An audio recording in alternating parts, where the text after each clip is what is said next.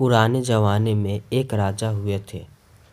वे कवि भी थे। उनकी पत्नी अत्यंत रूपवती थी। स्त्री के सौंदर्य और उनके बिना जीवन के संपूर्ण श्लोक लिखे जा सके थे। उनके राज्य में एक ब्राह्मण भी रहता था, जिनके अपनी निस्वार्थ पूजा से देवता को प्रसन्न कर लिया था। उसने वरदान के रूप में अमर फल देते हैं और कहा था, इसे लंबे समय तक खाकर युवा रहोगे। ब्राह्मण ने सोचा कि मैं भिक्षा मांगकर अपनी जीवन बिताता हूँ, तो मुझे लंबे समय जीकर क्या करना है।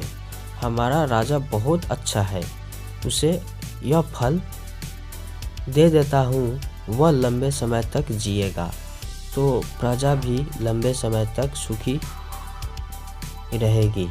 वह राजा के पास गया और उसने सारी बात बताते हुए वह फल उन्हें दे आया।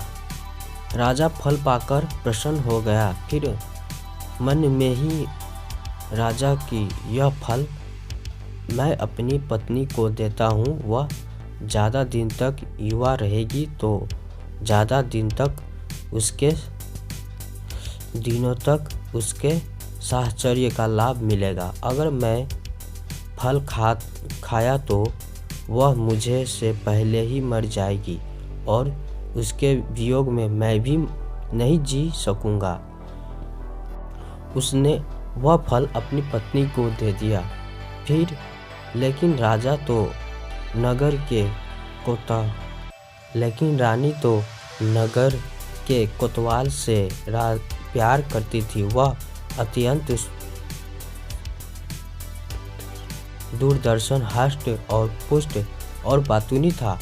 अमर फल उसको देते हुए रानी ने कहा कि इसे खा लेना, इससे तुम लंबे आयु प्राप्त करोगे और मुझे सदा प्रसन्न करते रहोगे।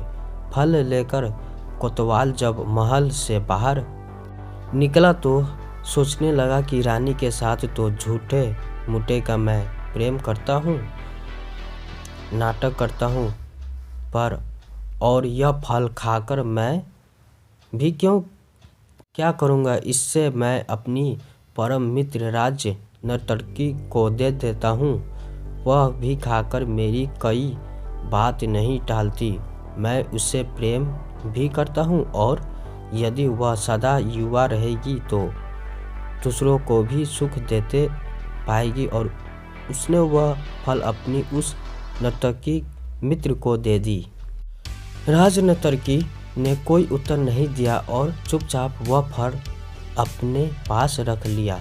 कोतवाल के जाने के बाद उसने सोचा कि कौन मूर्ख होगा, यह पाप भरा जीवन लंबा जीना चाहेगा।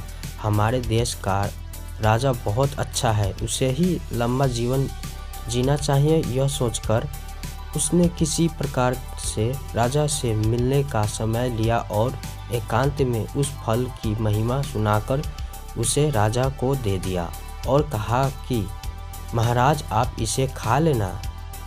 राजा फल को देखते ही पहचान गया और भौचक रह गया। पूछताछ करने से जब पूरी बात मालूम हुई तो उससे वैराग्य हो गया और वह राजपाट छोड़कर जंगल की ओर में चला गया।